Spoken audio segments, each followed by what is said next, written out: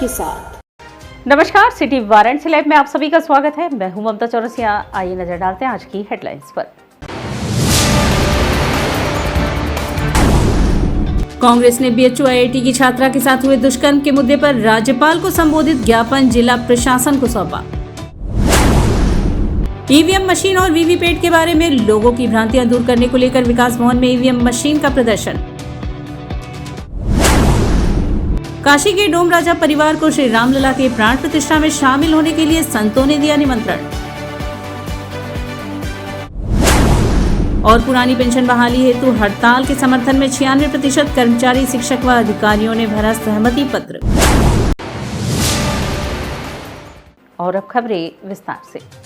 पुरानी पेंशन बहाली हेतु हड़ताल के समर्थन में 96% कर्मचारी, शिक्षक व अधिकारियों ने सहमति पत्र भरा।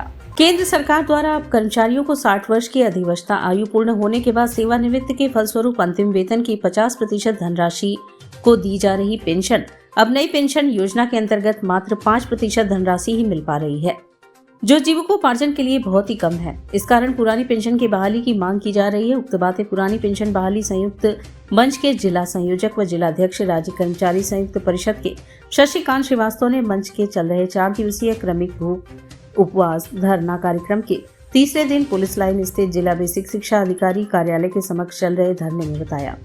धरने की अध्यक्षता कर रहे मंडल मंत्री ने कहा कि विगत 10 वर्षों से जनपद से लेकर रामलीला मैदान, नई दिल्ली तक रैली, धरना प्रदर्शन कर सरकार का ध्यान आकृष्ट करने के बावजूद पुरानी पेंशन बहाल न किया जाना सरकार की हठधर्मिता है। वहीं धरना को संबोधित करते हुए मंडल अध्यक्ष दिवाकर द्विवेदी ने कहा कि पुरानी पेंशन व्यवस्था वर्ष 1982 से सर्वोच्च न्यायालय द्वारा दिए गए निर्णय के क्रम में कर्मचारियों को पूरे देश में मिलती रही है, जिसमें सुविधा में कोई बढ़ोतरी नहीं की गई, बल्कि वृद्धा काल में कटौती की जाना दुर्भाग्यपूर्ण है। केंद्रीय कर्मचारियों के साथ संयुक्त रूप से चल रहे क्रमिक भूख उपवास व धरने में नार्दर्न रेलवे मेंस यूनियन के मंडल सचिव सुनील कुमार सिंह व पूर्वोत्तर रेलवे मेंस यूनियन के मंडल सचिव एनबी सिंह ने कहा कि पूरे देश में पुरानी पेंशन व्यवस्था बहाल किए जाने की मांग को लेकर रेलवे के 98% कर्मचारियों ने गुप्त मतदान के जरिए हड़ताल किए जाने हेतु अपनी सहमति प्रदान की है। यदि सरकार का रुख इसी प्रकार रहा तो विवश होकर निश्चित रूप से कामरेड शिव गोपाल मिश्र, राष्ट्रीय महासचिव नार्दर्न रेलवे मेंस यूनियन के एक आह्वान पर रेल का चक्का जाम रेल कर्मचारियों द्वारा कर दिया जाएगा। धरने को संबोधित करते हुए मंडल अध्यक्ष दिवाकर द्विवेदी ने कहा कि जिस दिन रेल का पहिया चलना थमेगा उस दिन पूरा राज्य कर्मचारी प्रदेश अध्यक्ष इंजीनियरिंग हरि किशोर तिवारी के निर्देश पर सभी राजकीय कार्यालयों में कामकाज ठप हो जाएगा। शिक्षक संघ ने कहा कि सरकार के रुख में परिवर्तन न होने के कारण सभी कर्मचारी, अधिकारी, शिक्षक आक्रोशित हैं। निश्चित यह आक्रोश जिस दिन जनसैलाब बनकर सड़कों पर उतरकर कामकाज ठप कर देगा उस दिन आम जनमानस को बहुत परेशानी होगी। उसके लिए सरकार जिम्मेदार होगी और उसका प्रतिकूल प्रभाव आने वाले लोकसभा चुनाव सरकार को देखना पड़ सकता है। इसलिए केंद्र सरकार को समय रहते वृद्धावस्था में मिलने वाली पेंशन पर अनुकूल विचार विमर्श के उपरांत पुरानी पेंशन बहाल कर देनी चाहिए। जिला बेसिक शिक्षा अधिकारी कार्यालय के समक्ष आयोजित क्रमिक भूख उपवास धरने में 8 ब्लॉक, 3 तहसील के अलावा सिंचाई विभाग, कोषागार, जिला अधिकारी कार्यालय, विकास भवन में स्थापित सभी कार्यालयों, पंचायत विभाग, पीडब्ल्यूडी, स्वास्थ्य विभाग, जीएसटी, संभागीय परिवहन निगम, बेसिक माध्यमिक उच्च मदरसा, अरबिया शिक्षक एवं शिक्षणोत्तर कर्मचारी, माध्यमिक शिक्षा परिषद board office, chit fund society, उद्यान विभाग, वाराणसी विकास प्राधिकरण, नगर निगम, जलकल श्रम एवं सेवा योजन विभाग, आईटीआई, आबकारी विभाग, सूचना एवं जनसंपर्क विभाग, उद्योग विभाग, मत्स्य गन्ना, बाट माप, एनसीसी, विश्वविद्यालय शिक्षणोत्तर कर्मचारी सहित रेलवे, आयकर, रेल, डाक सेवा सहित भारत सरकार के सभी विभागों के कर्मचारी शामिल रहे। पूरे जिले का नहीं, प्रदेश का नहीं, राष्ट्र का कर्मचारी हड़ताल करने के लिए एकदम अग्रसर है। और ये भी मैं आपके चैनल के माध्यम से सरकार को ध्यान आकर्षित करना चाहता हूँ कि 98% लोगों ने गुप्त मतदान के जरिए इस हड़ताल का समर्थन किया है। कर्मचारी टकराव नहीं चाहता है, लेकिन सरकार हमें अब विवश कर रही है हड़ताल पे जाने के लिए। आज के दिन लोग धरने पे हैं। आज हम लोग के निर्देश तो ये है कि 51 लोग ही भूख उपवास पर बैठेंगे, लेकिन उनके समर्थन में कम से कम 200 से 300 लोग यहाँ पे इकट्ठा हुए। रामनगर में सड़क चौड़ीकरण अभियान के तहत पीडब्ल्यूडी का कार्य स्थिर रहा। इस प्रकरण में 2 लोगों की मौत से क्षेत्रीय लोगों में भारी आक्रोश है। रामनगर में सड़क चौड़ीकरण अभियान के तहत बुधवार को पीडब्ल्यूडी का बुलडोजर शांत रहा, लेकिन इस पूरे प्रकरण में 2 लोगों की मौत इस घटनाक्रम से जोड़ते हुए स्थानीय लोगों का धरना प्रदर्शन दूसरे दिन भी जारी रहा। रामनगर के स्थानीय लोगों के अनुसार इस अभियान के प्रति स्थानीय लोगों की प्रबल विरोध के कारण मंगलवार को प्रशासन ने चिन्हित मकान के लोगों को अपना मकान जल्द से जल्द खाली करने का अल्टीमेटम दिया था। इस अल्टीमेटम के चलते एक 60 वर्षीय वृद्ध राम मूरत प्रजापति की हृदयघात के चलते मौत हो गई, तो सामान हटाने के दौरान एक बड़ी अलमारी गिरने से 32 वर्षीय रमेश सेठ नामक युवक बुरी तरह घायल हो गया, जिसका ट्रॉमा सेंटर में इलाज के दौरान मौत हो गया। इस दोनों ही घटनाओं को लेकर स्थानीय लोग मंगलवार को और बुधवार को धरना प्रदर्शन करते रहे। लोगों के प्रशासन के प्रति इस आक्रोश को देखते हुए बुधवार को एडीएम सिटी आलोक कुमार वर्मा ने इस स्थिति को सामान्य करने के लिए स्थानीय लोगों के साथ अधिकारियों संग बैठक की, जिसमें उन्होंने कहा कि चौड़ीकरण की कोई भी कार्यवाही रोकी तो नहीं जाएगी, लेकिन जो मुआवजा के हकदार हैं उनको मुआवजा देने के बाद ही उनके मकान पर ध्वस्तीकरण का कार्य किया जाएगा।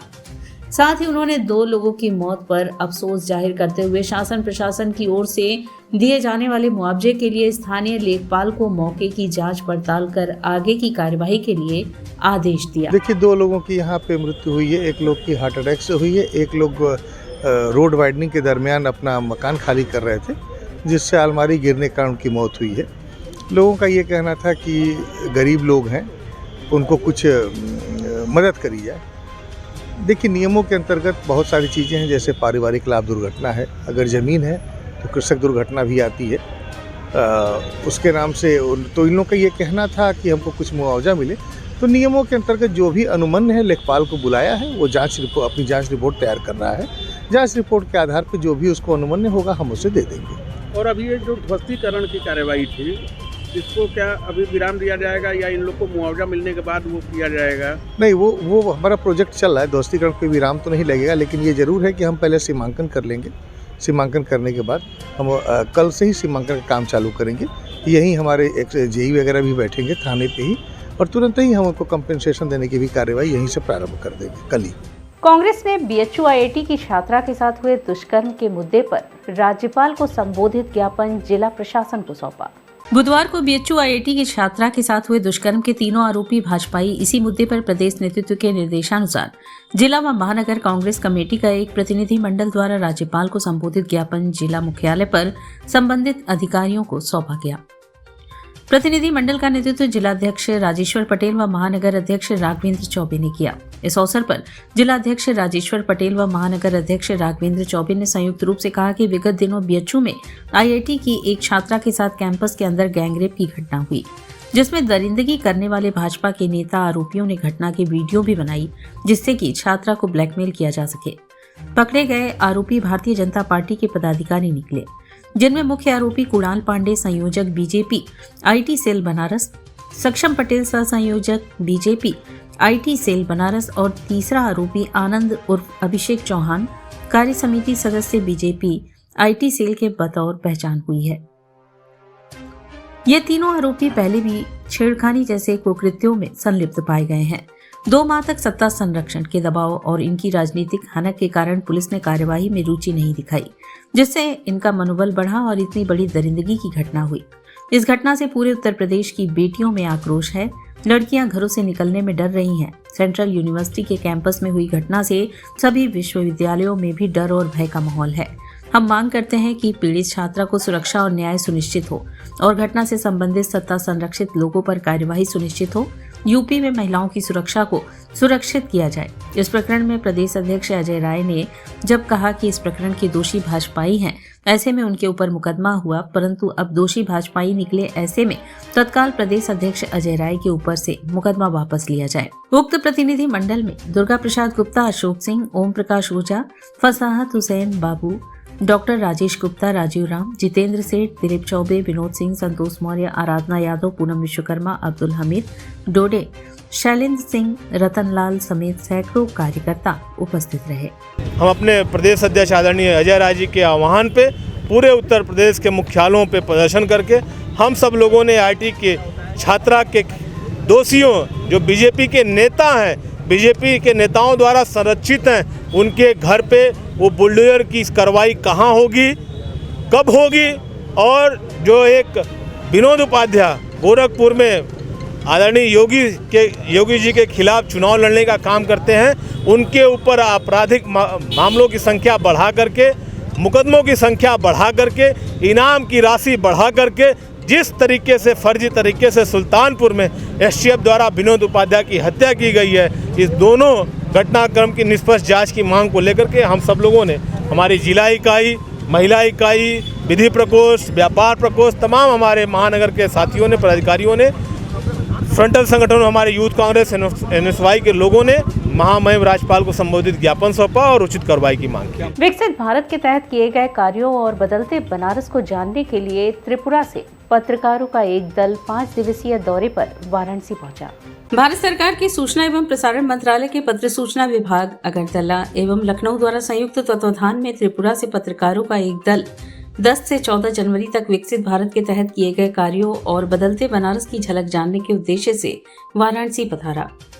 वाराणसी आगमन पर स्थल ने वाराणसी के मंडलायुक्त कौशल राज शर्मा से मुलाकात की, जिसमें मंडलायुक्त ने उनको काशी विश्वनाथ मंदिर के बदले स्वरूप से वाराणसी की आर्थिक दशा के साथ साथ धार्मिक गतिविधियों की बदलती दशा पर उनको जानकारी प्रदान की। इसके अलावा उन्होंने वाराणसी के बुनकरों, घाटों, सारनाथ सहित अन्य दर्शनीय स्थलों के बारे में भी जानकारी प्रदान की और बताया कि वह लोग इसका अवलोकन अवश्य करें और अपने माध्यम से इसकी रिपोर्ट भी तैयार करें। 9 सदस्यीय यह दल ग्रामीण क्षेत्र में विकसित भारत यात्रा के तहत लगाए गए कैंपों का भी अवलोकन करेगा।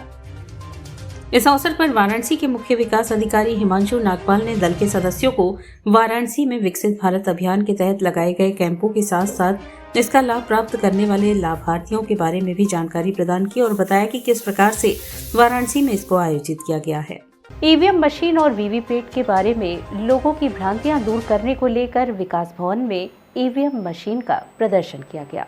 आगामी लोकसभा चुनाव के नजदीक होने पर वाराणसी में ईवीएम मशीन और वीवीपैट के बारे में लोगों की भ्रांतियां दूर करने और जागरूकता फैलाने के उद्देश्य से विकास भवन के सभागार में ईवीएम मशीन का प्रदर्शन किया गया, जिसमें जनपद के मतदाता प्रतीक के तौर पर अपना वोट डालकर ईवीएम मशीन की कार्यप्रणाली को जान सकें।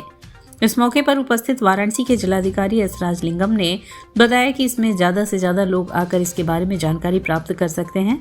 यह जनपद के तीनों तहसीलों पर 10 बजे से शाम 5 बजे तक रखा गया है, जहां पर लोग इसका अवलोकन कर सकते हैं। अगर उनके मन में कोई शंका होगी तो मौके पर ही उसका समाधान भी किया जाएगा। जैसे चुनाव नज़दीक है और ये ईवीएम मशीन, वीवीपैट, इसकी जागरूकता आम जन तक पहुंचवाने के लिए इस तरह की हम डेमोन्स्ट्रेशन रखे हैं।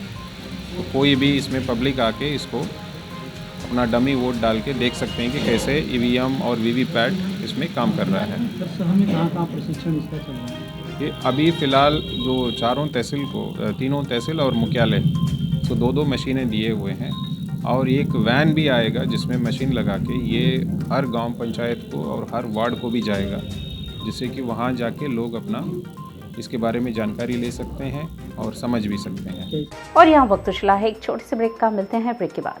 वाराणसी लाइव, सच के साथ। क्या कहते हैं आपके सितारे, कैसा जीवन होगा आपका, होगी हर मुश्किल आसान, है हर परेशानी का निदान। आप बने रहिए हमारे साथ और हम बताएंगे आपके भविष्य का हाल। प्रत्येक मंगलवार रात्रि 8:30 बजे से सिर्फ सिटी वाराणसी लाइव पर।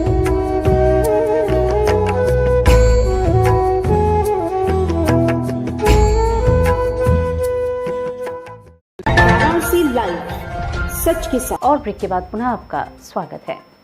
राजा तालाब क्षेत्र में बुधवार दोपहर एक खिलौने की दुकान में आग लग गई। यह आग शॉर्ट सर्किट से लगी, जिसमें हजारों का नुकसान हुआ।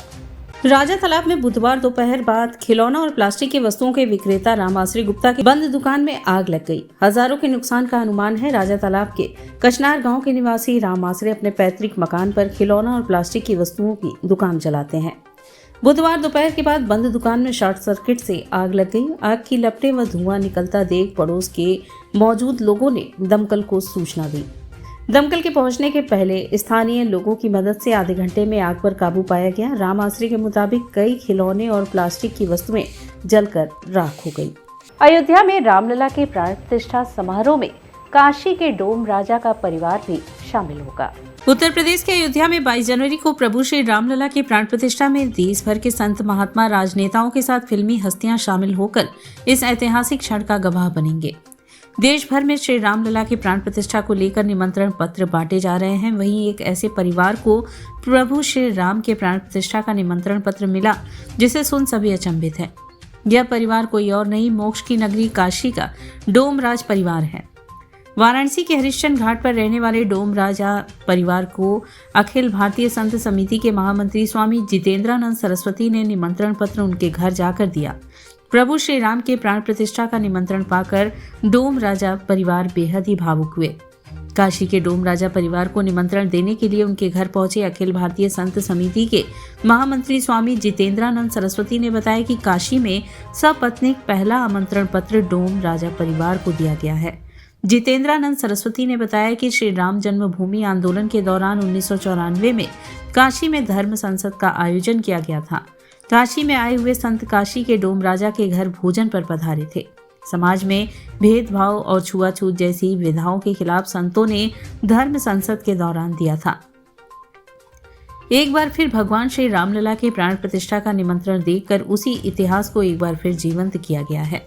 प्रभु श्री रामलला का निमंत्रण खुद किसी संत के द्वारा घर पर आकर देने को लेकर डोम राजा परिवार ने खुद के लिए सौभाग्य की बात कही है।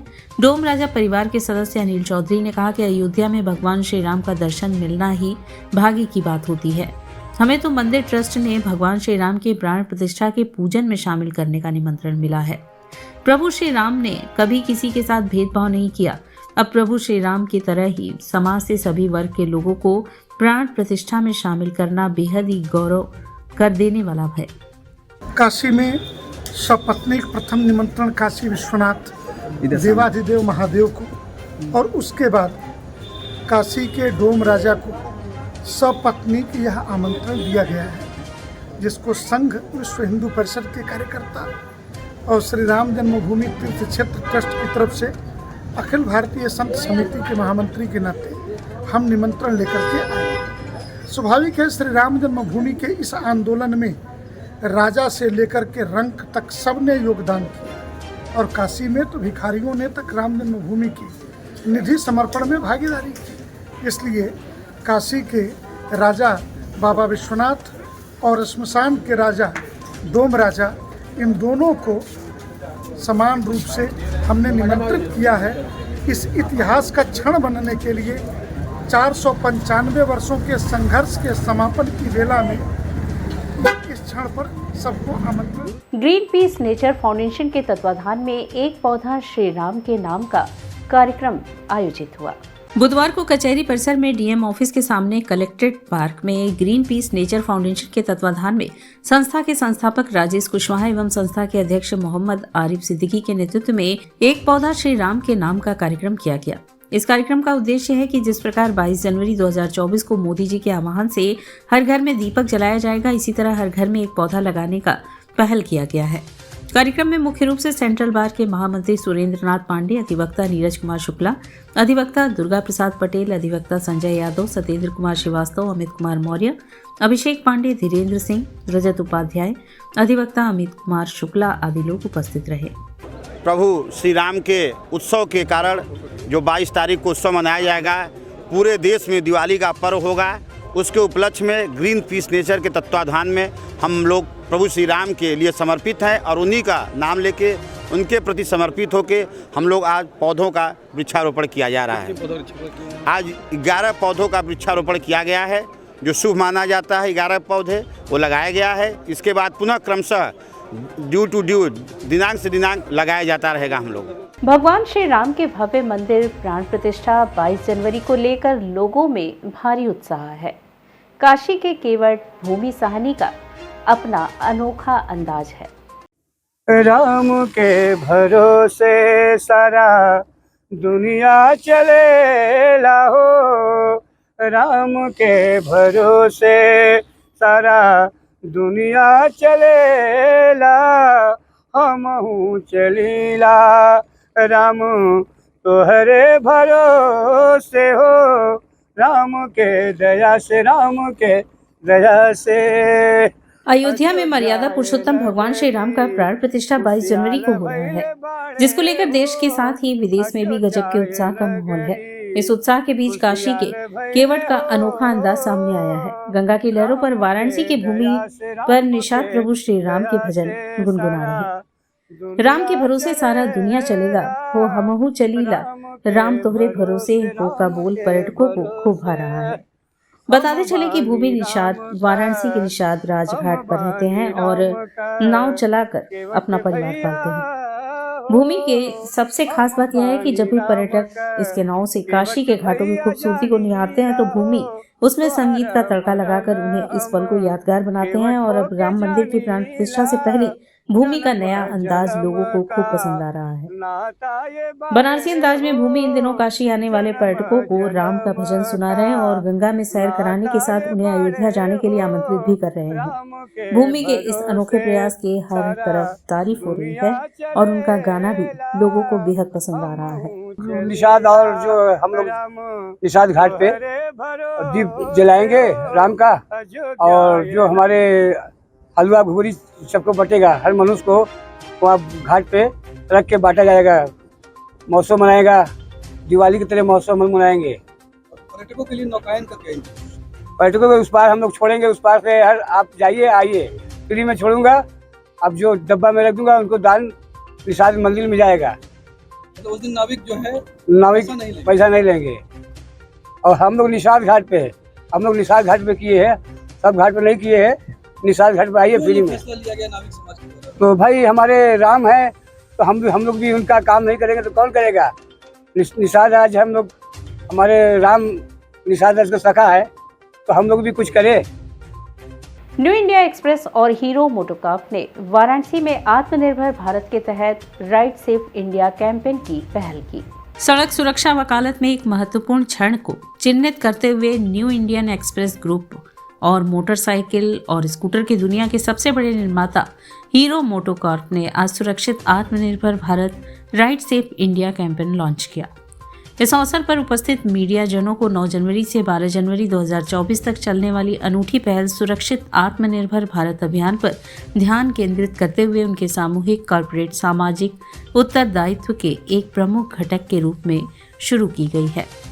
हीरो मोटोकॉर्प के छात्र CSR platform Hero we care के साथ साझेदारी में न्यू इंडियन एक्सप्रेस ग्रुप द्वारा शुरू की गई राइड सेफ इंडिया पहल का उद्देश्य 2 पहिया वाहन चालकों को व्यक्तिगत सुरक्षा और सख्त अनुपालन के महत्व पर शिक्षित और प्रबुद्ध करना है। यातायात नियमों के साथ इस अभियान के तहत 4 दिनों की अवधि में विभिन्न स्थानों पर 2 पहिया वाहन चालकों को 1200 हेलमेट और 1200 जैकेट वितरित किए जाएंगे। कैंपेन के पहले दिन न्यू इंडियन एक्सप्रेस ग्रुप ने वाराणसी के Mutha Ashok Jain IPS police commissioner Varanasi और अन्य गणमान्य व्यक्तियों की उपस्थिति में 2 पहिया चालकों को 200 जैकेट और इतनी ही संख्या में हेलमेट वितरित किए। इन्हें शहर के 30 से अधिक स्थानों पर भी वितरित किया जाएगा, जिसमें प्रमुख यातायात चौराहे, सार्वजनिक पार्क और शॉपिंग सेंटर और परिवहन केंद्र जैसे बस स्टैंड, हवाई अड्डे और ट्रेन स्टेशन के साथ ही शैक्षणिक संस्थान और आवासीय क्षेत्र में शामिल है। वाराणसी से आगे बढ़ते हुए यह अभियान अयोध्या में समाप्त होने से पहले अहमदाबाद, गोरखपुर और लखनऊ तक बढ़ने के लिए तैयार है। ये 5 शहरों में करेंगे। फेज 1 में हर एक शहर में 1200 हेलमेट और 1200 जैकेट भी देंगे, क्योंकि ठंड का मौसम है। और ये शहर वाराणसी से आज सुबह पुलिस कमिश्नर ने ये अभियान इनॉग्रेट किया है। इसके बाद हम लोग गोरखपुर, लखनऊ, अहमदाबाद और अयोध्या जाएंगे फेज 1। मीडिया बैडमिंटन, कैरम, शतरंज व टेबल टेनिस प्रतियोगिता 11 जनवरी से प्रारंभ होगी। 36वीं दीनानाथ गुप्त स्मृति मीडिया बैडमिंटन एवं विश्वनाथ सिंह दत्तू टेबल टेनिस, शतरंज तथा कैरम प्रतियोगिता 11 से 13 जनवरी 2024 तक पराड़ के स्मृति भवन के ईश्वरचंद सिन्हा बहुउद्देशीय हॉल में आयोजित किया जा रहा है। काशी पत्रकार संघ व वाराणसी प्रेस क्लब के बैनर तले आनंद चंदोला खेल महोत्सव के दूसरे चरण में होने वाली बैडमिंटन एवं कैरम प्रतियोगिता में एकल व लकी युगल के मुकाबले होंगे। इन प्रतियोगिताओं के लिए ईश्वरचंद सिन्हा सभागार में कैरम के अंतर्राष्ट्रीय रेफरी रमेश वर्मा ने ड्रा निकाला। 11 जनवरी गुरुवार को दिन में 11 बजे प्रतियोगिता का उद्घाटन होगा। इंडोर गेम्स के जो हैं शतरंज, टेबल टेनिस, बैडमिंटन और कैरम, इनके प्रोग्राम इनके खेल आयोजन होंगे। इसके पहले स्टेडियम में जो है क्रिकेट टूर्नामेंट हो चुका है। अब हम लोग 2 कार्यक्रम करते हैं, क्रिकेट का, एक इंडोर स्टेडियम गेम्स का। तो ये कल होगा और इसमें जितने हमारे पार्टिसिपेंट हैं पत्रकार मीडिया के, वो सब पार्टिसिपेट करेंगे और उसमें खेलेंगे। और ये हमारा उद्देश्य होता है कि साल भर में हम लोग एक बार कलम चलाते हैं, कैमरा चलाते हैं, लेकिन एक बार खेल के मैदान की जो हसरत है उनकी वो पूरी हो जाए। और बहुत से हमारे ऐसे पत्रकार हैं जो अच्छे खिलाड़ी भी हैं, खेलते भी हैं, तो उनकी प्रतिभा का इसी तरह से एक संचयन होता रहे, इसी माध्यम से हम लोग इस कार्यक्रम को करते हैं। दूसरे चरण का है, इसमें बैडमिंटन है, शतरंज, टेबल टेनिस, इस तरह की एक प्रतियोगिता 3 दिन तक चलेगी। कल सुबह जो है 11 बजे उसका उद्घाटन होगा, जिसमें काशी पत्रकार संघ के और वाराणसी प्रेस क्लब से जुड़े हुए जितने भी सदस्य हैं वही सदस्य इसमें सहभागी बनेंगे। तो इसका उद्घाटन कौन करेंगे? इसका उद्घाटन शहर के जो डॉक्टर संजय गर्ग हैं और एक उदय राजगढ़िया, दोनों लोग करेंगे। और इसी के साथ सिटी वाराणसी लाइव का यह प्रसारण यही समाप्त होता है। ममता चौरसिया को दे इजाजत। नमस्कार।